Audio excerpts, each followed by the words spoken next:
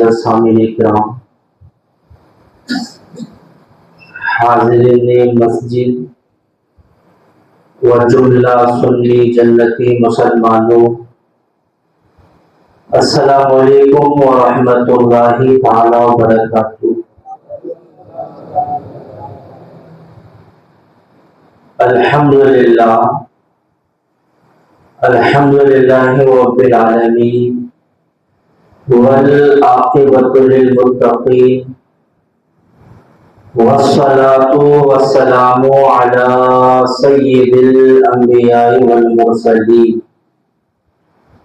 وعلی آلہ واصحابہ الطیبین الطاہرین، اما بعد، فاعوذ باللہ من الشیطان الرجیم ببرکتہ بسم اللہ الرحمن الرحیم۔ صدق اللہ المولانا العظیم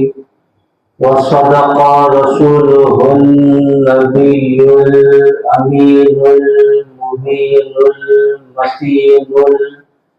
المہین الکریم، ونحن على ذلك لمن الشاهدين والشاكرين والذاكرين والحمد لله رب العالمين۔ حضرات محترم، ابھی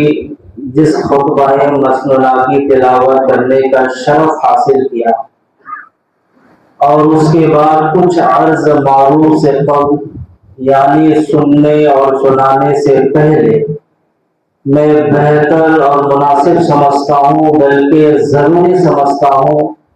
کہ سب سے پہلے آقا نامدار مدینہ تاجدار، دونوں عالم کے مالک و مختار سرکار مدینہ راحت قلب و سینہ،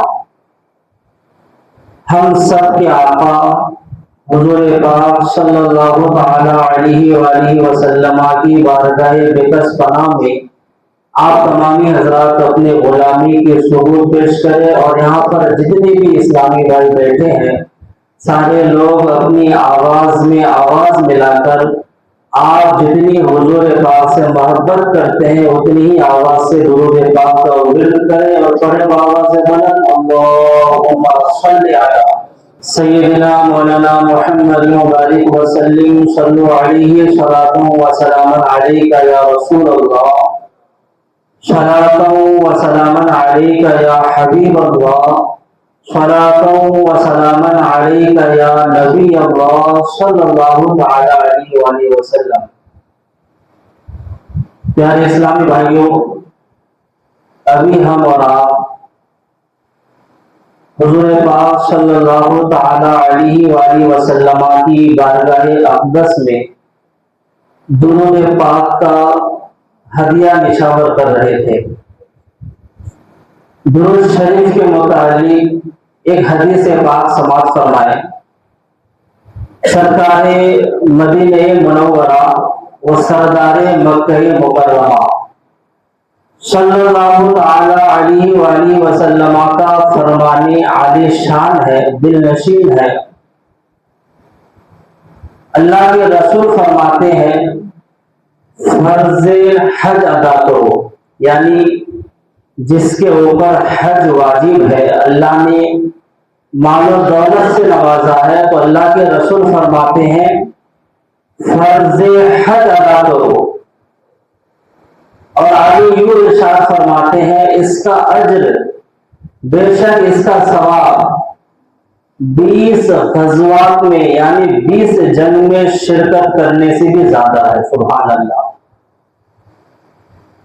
ہمارے آقا حضور پاک صلی اللہ تعالی علیہ وآلہ وسلم آگے ارشاد فرماتے ہیں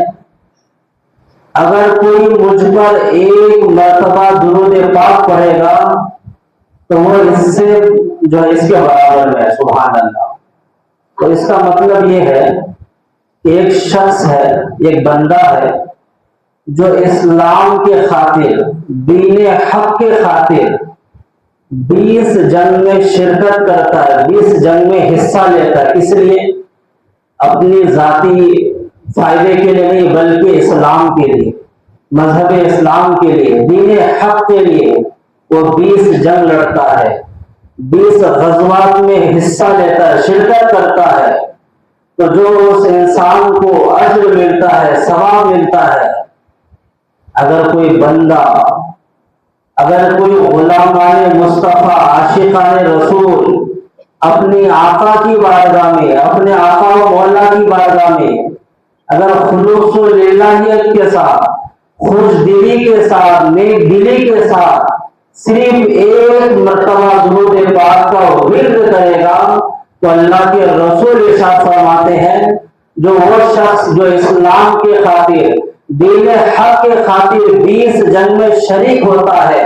اور شریک ہونے کے بعد جو اللہ تبارک و تعالیٰ کی بارگاہ سے اجر ملتا ہے، اگر کوئی میرا غلام، اگر کوئی غلامان مصطفیٰ صرف ایک مرتبہ دل سے درود پاک پڑھے گا تو وہ اس انسان کے نیکی کے معاملے میں برابر ہو جائے گا۔ سبحان اللہ۔ تو آپ اندازہ لگائیے درود پاک کی کتنی فضیلت ہے۔ اسی لیے میں بارہا کہتا ہوں درود پاک کو اپنی زندگی میں شامل کر لو، درود پاک کو اپنی عادتوں میں شمار کر لو۔ یقین مانو اگر آپ نے درود پاک کو اپنی عادتوں میں شمار کر لیا، اپنی زندگی کا حصہ بنا لیا تو آپ یہاں بھی کامیاب نظر آؤ گے اور انشاءاللہ العزیز مرنے کے بعد آپ کی زندگی قبر میں بھی کامیاب نظر آئے گی۔ تو آئیے ایک مرتبہ پھر سے اپنی غلامی کی ثبوت پیش کرے اور پڑھے بآواز بلند اللہم صلی علی سیدنا مولانا محمد مبارک وسلم صلو علیہ صلاۃ و سلام علیک یا رسول اللہ، صلاۃ و سلام علیک یا حبیب اللہ، صلاۃ و سلام علیک یا نبی اللہ صلی اللہ تعالی علیہ وآلہ وسلم۔ اس وقت ہمارے بیچ جو مہینہ ہے وہ اسلامی سال کا پہلا مہینہ ہے۔ ماہ محرم المہینہ ہمارے بیچ جلوہ افروز ہو چکا ہے، یہاں سے اسلامی نیا سال کا بھی آغاز ہو گیا ہے، لیکن ماہ محرم الحرام آتے ہی لوگ جو ایک دوسرے سے بات کرتے ہوئے نظر آتے ہیں، کہتے ہوئے نظر آتے ہیں جس کا تعلق شریعت سے کچھ نہیں ہے، جس کی کوئی حقیقت ہی نہیں ہے۔ تو میں انشاءاللہ العزیز کم وقت میں آپ کو سمجھانے کی کوشش کروں گا اس ماہ محرم شریف میں ہمیں کیا کرنا چاہیے اور کیا نہیں کرنا چاہیے، کن چیزوں سے بچنا چاہیے۔ تو سب سے پہلی بات، ہمیں ماہ محرم الحرام میں نماز پنجگانہ کے ساتھ ساتھ نماز نوافل کی بھی کثرت کرنی ہے، کیونکہ حضرت امام حسین اور ان کے چاہنے والے، ان کے ماننے والے نمازی تھے، نماز پڑھتے تھے، لیکن امام حسین اس مہینے میں، خاص کر کے اس مہینے کی پہلی تاریخ سے یوم عاشورہ تک 10 تاریخ تک حضرت امام حسین پنجگانہ نماز کے باوجود 1000 بار نماز نفل ادا کرتے تھے۔ سبحان اللہ۔ تو ہم سب غلامان امام حسین ہیں، ہم سب عاشق امام حسین ہیں، تو اگر آپ سچے عاشق امام حسین ہیں تو آپ کو بھی نماز پنجگانہ کے ساتھ ساتھ نماز نوافل کی بھی کثرت کرنی ہے۔ ہمیں کیا کرنا چاہیے اس ماہ محرم شریف میں؟ نماز پنجگانہ کے ساتھ ساتھ نماز نوافل کی بھی کثرت کرنی ہے جتنا ہو سکے۔ پھر اس کے بعد امام حسین، ان کے چاہنے والے ان 10 دنوں میں قرآن کی تلاوت کیا کرتے تھے، تو ہم تمامی عاشقان امام حسین کو بھی چاہیے کہ ان 10 دنوں میں زیادہ سے زیادہ قرآن کی تلاوت کریں تاکہ آنے والے عاشورہ کے دن امام حسن، امام حسین اور جتنے بھی شہیدان کربلا بنائے ان کے حق میں آپ دعا کر سکیں۔ تو ہمیں نماز نوافل کی کثرت کرنی ہے، پنجگانہ نماز بھی وقت پر ادا کرنی ہے اور ساتھ ہی ساتھ قرآن کی تلاوت کرنی ہے۔ اور جیسے ہی ماہ محرم الحرام تشریف لاتا ہے تو لوگ، میں بولا نا آپ کو کہ وہ چیز کرنے لگتے ہیں، وہ باتیں کرنے لگتے ہیں جس کی اسلام سے، شریعت سے کوئی تعلق نہیں ہے۔ تو آئیے وہ کیا چیزیں ہیں۔ جیسے ماہ محرم الحرام ہمارے بیچ آتا ہے تو لوگ ایک دوسرے سے باتیں کرتے ہوئے نظر آتے ہیں، بلکہ منع کرتے ہوئے نظر آتے ہیں کہ اب ماہ محرم الحرام آ چکا ہے، اب یہاں سے ہمارے گھروں میں گوشت، مچھلی، انڈا، مرغا نہیں بننا چاہیے، نہیں کھانا چاہیے، کیونکہ یہ شریعت منع کرتی ہے۔ جب آپ ایسے انسان سے پوچھو گے کہ اس کی وجہ کیا ہے، کیوں منع ہے، تو اس کا جواب یہی ہوگا کہ ہمارے باپ، ہمارے دادا اس کو فالو کرتے آ رہے ہیں، مانتے ہوئے آ رہے ہیں، ہم بھی مان رہے ہیں۔ اس کا یہی جواب ہے۔ لیکن اللہ کے رسول ہمیں اور آپ کو کیا تعلیم دیتا ہے، ہمیں کیا سکھاتے ہیں، آپ وہ سماعت کریں۔ حضور پاک صلی اللہ تعالی علیہ وآلہ وسلم ارشاد فرماتے ہیں، یوم عاشوراء کے دن، ماہ محرم الحرام کے 10ویں تاریخ میں جو انسان، جو شخص اپنے دسترخوان کو وسعت کرے، یعنی بڑا کرے، کن کے لیے؟ اپنے اہل و عیال کے لیے، اپنے گھر والوں کے لیے، تو اللہ کے رسول صلی اللہ تعالی علیہ وآلہ وسلم ارشاد فرماتے ہیں اس انسان کے لیے اللہ تبارک و تعالی پورے سال وسعت فرمائے گا، سبحان اللہ، یعنی برکت فرمائے گا۔ اللہ کے رسول ہمیں اور آپ کو تعلیم دے رہے ہیں، سبق دے رہے ہیں کہ آنے والا یوم عاشوراء کے دن 10 محرم الحرام کو اگر آپ اپنے گھروں میں اچھا کھانا بناتے ہیں، اپنے دسترخوان کو وسیع کرتے ہیں، بڑا کرتے ہیں، تو اللہ تبارک و تعالی اس دسترخوان کو وسیع کرنے والے شخص کے لیے پورے سال برکت فرمائے۔ اور آپ کو بتا دوں، کھانوں میں گوشت کھانوں کا سردار ہے، سبحان اللہ۔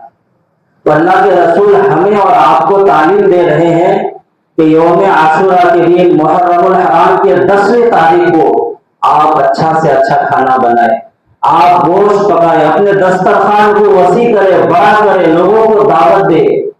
اس میں آپ کی بھلائی ہے، اس میں آپ کے لیے برکت ہے، آپ کے لیے اجر ہے۔ لیکن کچھ ایسے بھی لوگ ہیں ہمارے بیچ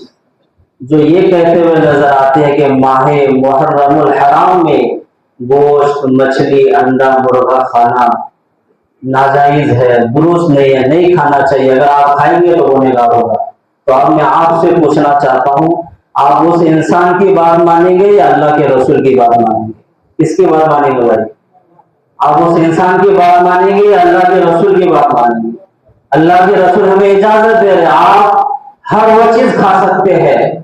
جو حلال ہے۔ ایسا نہیں ہے کہ گوشت، مچھلی، انڈا، مرغا اور مہینے میں آپ کے لیے حلال ہے، آپ کھا سکتے ہیں، شوق سے کھاتے ہیں، لیکن جیسے ہی محرم آ جاتا ہے آپ اس کو کھانا برا سمجھتے ہیں، جس کی کوئی حقیقت نہیں ہے، اسلام سے کوئی تعلق نہیں اس بات کی۔ اللہ کے رسول ہمیں آپ کو اجازت دے رہے ہیں کہ آپ اپنے گھروں میں اچھا کھانا بنائیں، گوشت بنائیں، لوگوں کو دعوت دے، اپنے دسترخوان کو بڑا کرے، اس میں آپ کی بھلائی ہے، اس میں آپ کی برکت ہے۔ تو ہمیں اور آپ کو جو لوگ غلط افواہیں، غلط مسئلہ لوگوں تک پہنچاتے ہیں، ان سے گزارش ہے، ان سے اپیل ہے کہ خدا اپنے اندر خوف خدا پیدا کرو، اللہ کا خوف اپنے دل میں پیدا کرو، لوگوں کے درمیان غلط افواہیں نہ پھیلائے، اپنے ذہن میں الٹی سیدھی باتیں نہ پیدا کرے،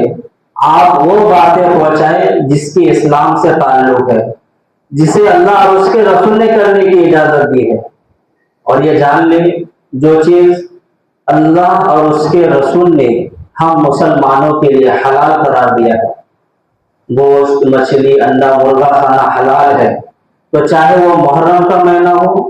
چاہے وہ رمضان کا مہینہ ہو، چاہے کوئی بھی مہینہ، کوئی بھی دن ہو، آپ کھا سکتے ہیں، اس میں کوئی کراہت نہیں ہے۔ اور جو حرام ہے، اللہ اور اس کے رسول نے حرام قرار دیا ہمارے لیے، چاہے وہ محرم کا مہینہ ہو، چاہے وہ رمضان کا مہینہ ہو، چاہے کوئی بھی مہینہ، کوئی بھی دن ہو، اگر وہ ہمارے لیے اللہ اور اس کے رسول نے حرام قرار دیا ہے تو وہ ہمیشہ ہم مسلمانوں کے لیے حرام ہی رہے گا۔ تو جو چیز حلال ہے، جو چیز اللہ اور اس کے رسول نے ہمارے لیے اجازت دی ہے، تو ماہ محرم الحرام میں بھی ہم اس چیز کو کھا سکتے ہیں۔ تو اس سے یہ پتہ چلا، معلوم ہوا بلا شبہ ماہ محرم الحرام میں بھی اپنے گھروں میں گوشت، مچھلی، انڈا، مرغا بنا سکتے اور کھا سکتے ہیں، اس میں کوئی گناہ نہیں ہوگا، اس میں کوئی ناجائز اور جائز کی بات نہیں۔ تو اگر کوئی ایسا کہے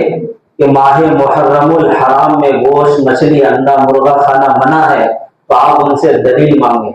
آپ ان سے پوچھیں وجہ کیا ہے۔ اگر وہ نہ بتا پائے تو آپ اس کی بات سے انکار کر دیں، آپ ان کی بات کو نہ مانیں، آپ اللہ کے رسول کی بات کو مانیں۔ ایک مرتبہ پھر سے درود پاک پڑھے، اللہم صلی علی سیدنا مولانا محمد وبارک وسلم، صلو علیہ صلاۃ و سلام علیک یا رسول اللہ،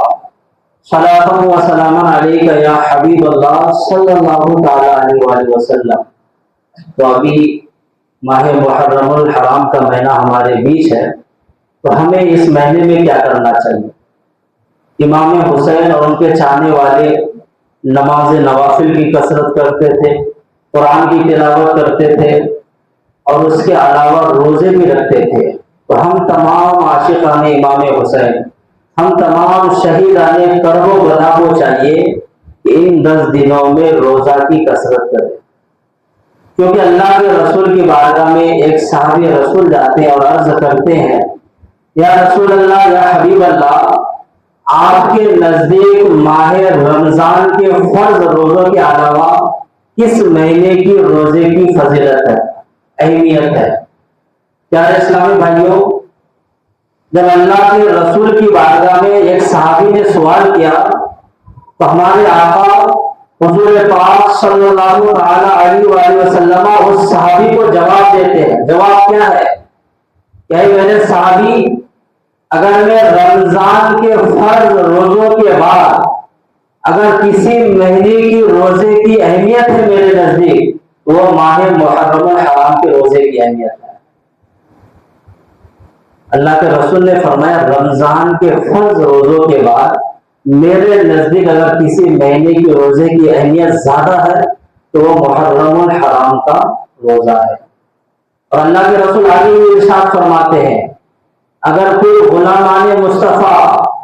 اگر کوئی بندے مومن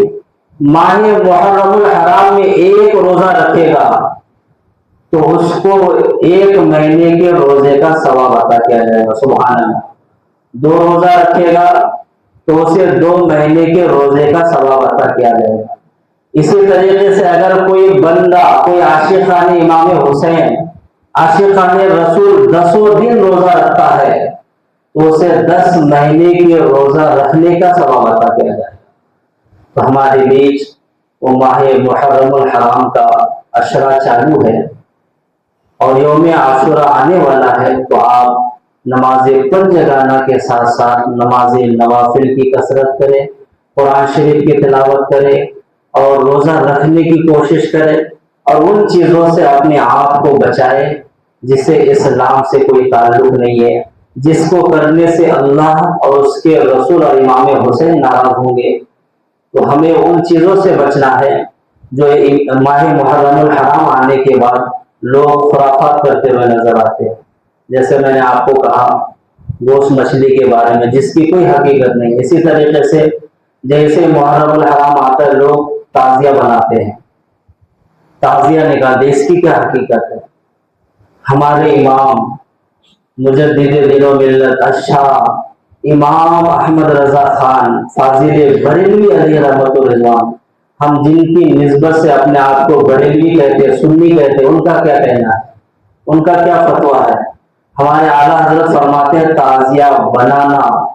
اس میں جو ہے پھول چڑھانا، مٹھائی چڑھانا اور اس کے سامنے ماتم کرنا، یہ سب ناجائز و حرام ہے۔ اللہ اکبر۔ لیکن آج بھی بہت جگہوں میں کثرت سے تعزیہ بناتے، تعزیہ نکالتے ہیں، اور اتنا ہی نہیں، تعزیہ بنا کر گلی گلی چوراہے میں پھرتے ہیں، ڈھول بھی بجتا ہے، تاشا بھی بجتا ہے، اور ہمارے نوجوان اپنے زبان میں امام حسن امام حسین کا نعرہ لگاتے ہیں اور ڈانس کرتے ہوئے نظر آتے ہیں۔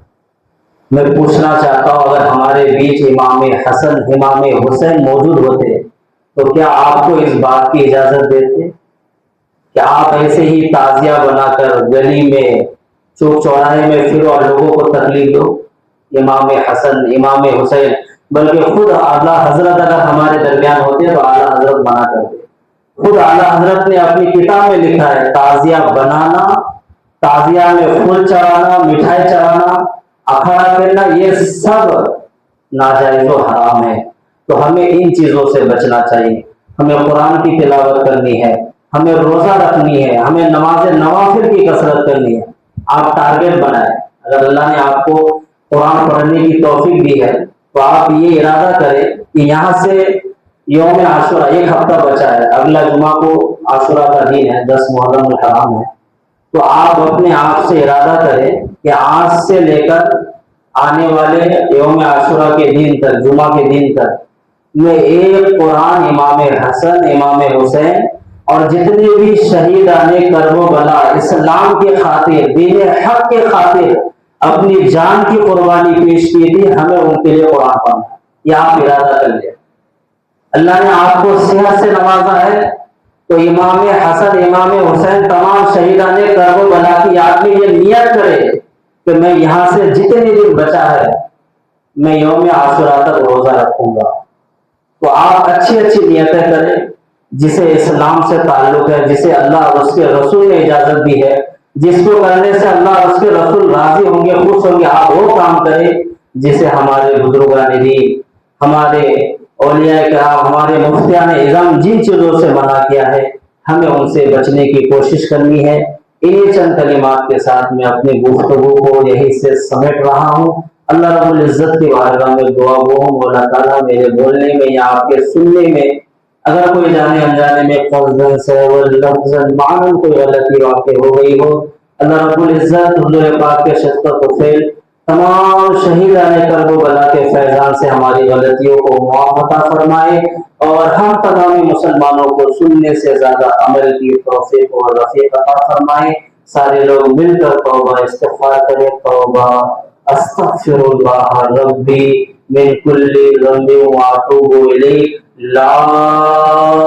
الہ الا اللہ محمد رسول اللہ صلی اللہ تعالی علیہ وآلہ وسلم، وما علینا الا البلاغ۔ السلام